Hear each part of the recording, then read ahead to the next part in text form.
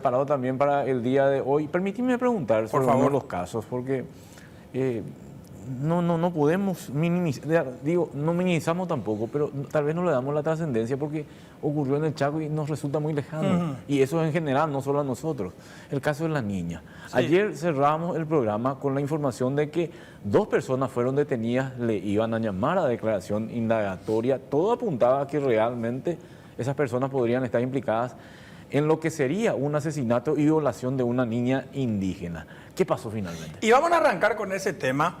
El contexto, el fin de semana anterior, no este último, el anterior, ocurrió una farra en Mariscal Estigarribia. Te voy a explicar el contexto de la siguiente manera. Por ahí si tenemos el mapa de Mariscal Estigarribia, Diego Colomán nos va a ayudar, ¿verdad? Mapa satelital. Desde que se entra al pueblo, al centro urbano de Mariscal Estigarribia, 6 kilómetros y Pucula, Mariscal Estigarribia, pueblo. Ruta Junejoina, Mariscal Estigarribia, es Uputú, la pueblito, y 6 kilómetros Tuxacue y Pucula, pueblo. Bueno, en la última parte, ya casi saliendo del centro de Mariscal Estigarribia, hacia más arriba, más al Chaco, ahí queda la entrada al cuartel de la 6ª División de Infantería. Jape 6ª División de Infantería Bailento. Hoy te rotondita ahí. Acá, a ver, ponemos en vista, te quiero explicar nomás el contexto, Osvaldo. Vista satelital, por favor. A ver, ¿cuál yo pues luego capas de ahí está. Y vale, Diego Colmacia. Jaime Muajebemí, a ver, Mariscal Estigarribia, tal vez la ciudad más importante del departamento de Boquerón, pese a que la capital es Filadelfia. Bueno, sobre la ruta PY09, entrando a Mariscal, acá hay 6 kilómetros hasta la salida del pueblo. Donde empieza la población hasta donde termina. Ave, opa, cueteo, ave, yo, mis hermanos, ave.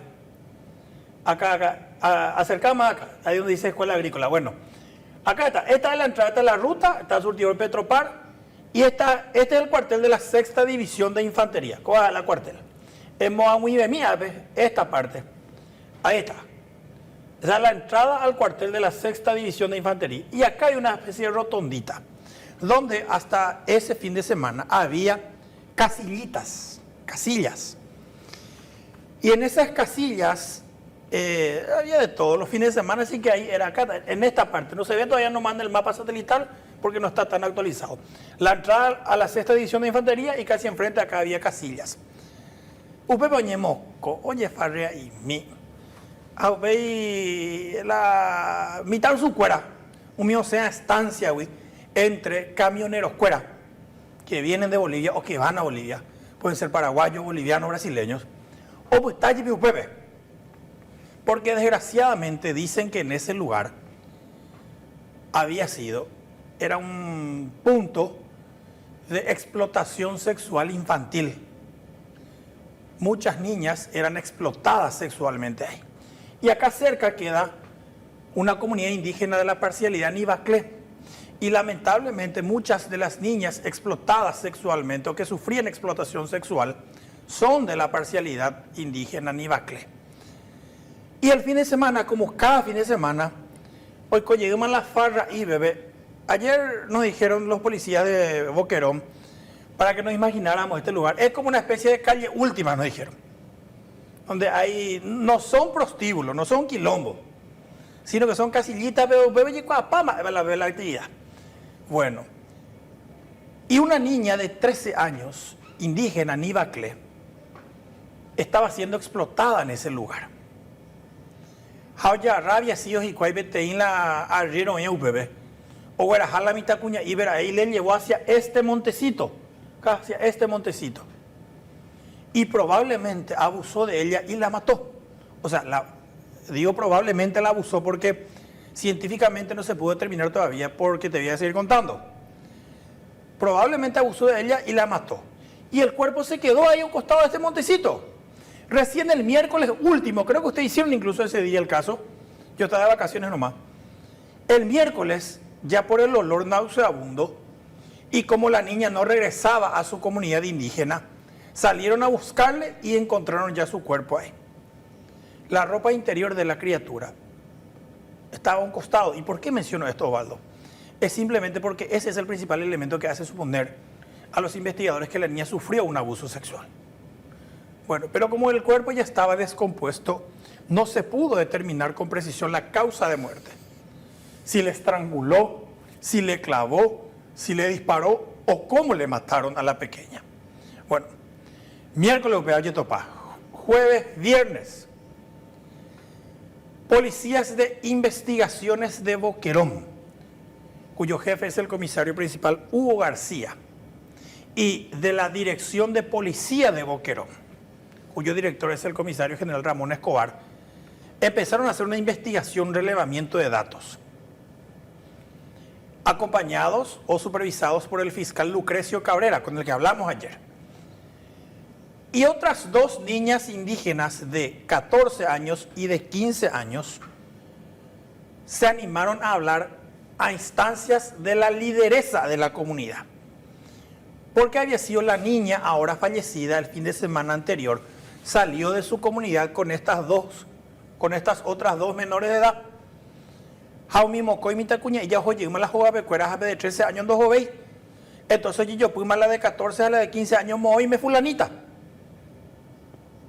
Y hablo en guaraní porque moime fulanita, porque ni siquiera en guaraní. Dicen que estas niñas hablan muy poco el guaraní y que en esa comunidad indígena más hablan en su dialecto, que es una especie, ¿cómo se llama? El idioma autóctono, el idioma ancestral de ellos. Hasa hija cuarañe es la guaranipe. Pero la lideresa es la que más o menos entiende y habla bien guaraní. Entonces a través de la lideresa se hizo ahí un trabajo de coordinación y las dos niñas dijeron sí. Nosotros estábamos ahí en la rotonda, en la gomería, y ahí un muchacho le agarró y le llevó a ella. Es probable que sea en su propio idioma, Iván, ni siquiera dialecto. Claro, y sí, o sea, un idioma, un dialecto propio de la comunidad Nibacle. No, ellos tienen su idioma. Tienen su idioma, Sí. perdón, soy ignorante nomás en la materia. No, es probable, por eso digo, Ajá. hay 17 idiomas indígenas en nuestro país. Ajá. A hacer el punto, no muy poco. Acá utilizamos en realidad los dialectos, más bien son idiomas. Son idiomas, bueno. Gracias. Bueno, entonces las dos niñas dijeron sí, ella fue llevada por un muchacho, a mí me llevó uno y a ella le llevó otro, dijeron las chicas. Jamás la anda y cuál la jera, no sé cómo se llama y cómo es, y tenía tatuaje acá, otro acá, y dónde, hay una gomería ahí detrás de la casilla así, Jaupepe igual la mitad. Y el viernes ya se hicieron allanamientos en esta parte, pero no había elementos concretos todavía, entonces identificaba de la UPB entre todos los que estaban en el momento de la desaparición se le identificó nomás. Se hicieron los allanamientos porque ese era un lugar donde se frecuentaba Sí, ese tipo de eventos. Así mismo, y de paso la municipalidad de María Clara Estigarribia suprimió ese... Todo apuntaba siempre hacia allá, ¿no? Todo, Sin tener mucho conocimiento. Sin tener, entonces esas casillas también ya fueron, nos dijeron los policías que ya fueron eliminadas de ahí. Pero ayer hubo aparentemente una ampliación de la declaración seria de estas menores de edad y de las lideresas de las personas adultas de la comunidad indígena. Y ellos mismos hicieron su investigación Carapeí y llegaron a la conclusión de que el autor de la desaparición de la niña y por ende el que sería el asesino es uno de los muchachos que trabaja ahí en una gomería en esas casillas. Y en esa gomería, donde aparentemente también se vendía hasta drogas, además de cerveza, ahí fue detenido de vuelta este muchacho, que sería, repito, el principal responsable. A esta manera era porque ayer informamos la detención de dos muchachos. Sí. Bueno, ayer informamos sobre la captura de Adrián Benítez Godoy, de 23 años, y de Óscar Ramón Martínez, de 29. Mira la pues, oye, ya, pues. Hoy el fiscal Lucrecio Cabrera, luego de escuchar los testimonios de ambos, desechó o descartó la participación de uno de ellos y dejó detenido al otro, al que ya le imputó luego por homicidio doloso, pea la mitacaria, pea la supuestamente huerajá, la mitacuña indígena, jao violá, chupeja probablemente o yucaro. De hecho, así está publicado en la página web del Ministerio Público, que dice que el agente fiscal Lucrecio Cabrera Velázquez de la Unidad 1 Regional Filadelfia presentó imputación contra Óscar Ramón Martínez por la presunta comisión del hecho punible de homicidio doloso. El hombre es indicado de ser el responsable de la muerte de una adolescente de 13 años hallada sin signos vitales en Mariscal Estigarribia. Dice la publicación que subió esta tarde el Ministerio Público. Y acá está el muchacho exhibiendo, podemos levantar un ratito, ahí está. Uno de los tatuajes que describieron las dos testigos de este brutal asesinato que se produjo en una de las ciudades más importantes del departamento de Boquerón. Con esto, el brutal crimen queda prácticamente esclarecido. Ahora hay que ver de qué manera avanza el procesamiento penal contra Martínez, quien de momento ya se encuentra detenido e imputado. Entiendo yo ayer la actitud del fiscal Lucrecio Cabrera, que no quería arriesgarse tanto. No es tan fácil este caso, Iván, porque acá hay testimonio de dos menores de edad, ¿no? Las dos menores de edad apuntan a esta persona, por lo que estoy entendiendo, ¿no? Sí. Pero ellas no vieron el momento del hecho, ¿verdad? No vieron, exactamente. Y ahí está la cuestión de por qué estaba otra persona también detenida. Probablemente también la vieron con la otra persona. ¿Cómo habrán hecho los investigadores para determinar que esta fue la persona que habría matado a la niña? Por eso es que ya presentaron imputación por ese hecho. A ver, ¿y cuál es el elemento de sospecha? Porque hay que recordar que para presentar imputación solamente se requiere elementos de sospecha. Sí, pero se requiere, sí. En teoría la imputación no implica agravios e impores, directo de cárcel, ¿verdad? Pero lo que se tiene es que estas niñas indígenas dicen, él fue el que le llevó a fulanita. Y después fulanita apareció muerta, luego de un aparente brutal acto que sufrió. Sí, entonces, ese es el elemento de sospecha, que si él fue el último que estuvo con ella y que le llevó, basado en el testimonio de las dos testigos, este tuvo que haber sido el asesino. Y ahora también hay que ver jurídicamente cómo son empleadas estas menores de edad para ser testigos. ¿Oípe ahí, Ovaldo? Sí, pero existe esa posibilidad. Ahora, ¿sabes cuál es mi duda concreta? Estaban dos detenidos, Iván. Y uno fue liberado. O sea que había dos en la mira. Las niñas, ¿cómo lo habrán podido determinar? En realidad, ¿sabe qué? Parece que este otro estaba, el secretario del ahora imputado. Hoy Toñón Díaz me decía la gomería, ve. Vea la tema, mi querido Osvaldo Federico. Bueno, pero él no admitió. Por lo menos está oficialmente.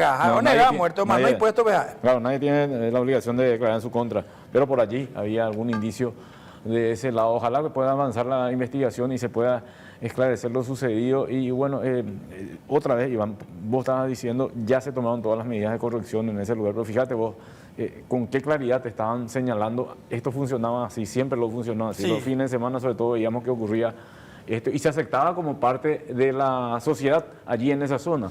Tuvo que pasar una tragedia para que se tomen las medidas de corrección. Y desgraciadamente, Osvaldo, fue así. Eso es lo más triste. Ahora ya se cerró el lugar, porque es un antro y bebe gente y ojo, ¿verdad?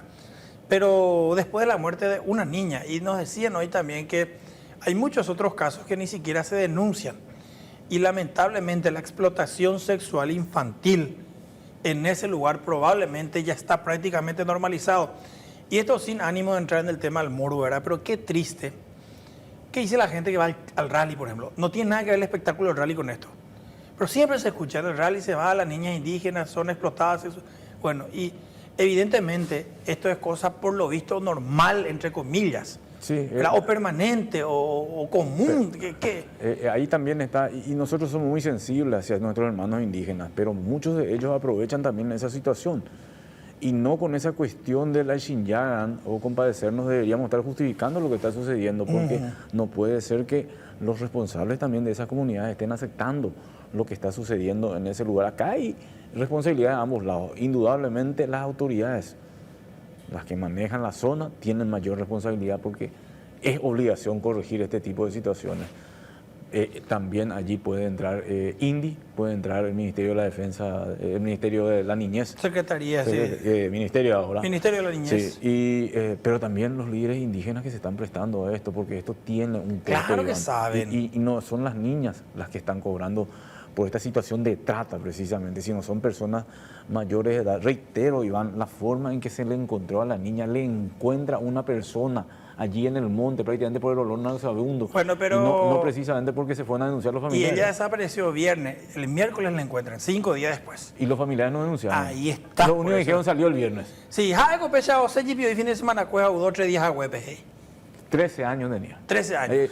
Parece que a veces tampoco eso magnificamos. 13 años es una niña todavía, ni siquiera está empezando a entrar en la etapa de adolescencia, pero es una niña y hay que cuidarla más que nunca.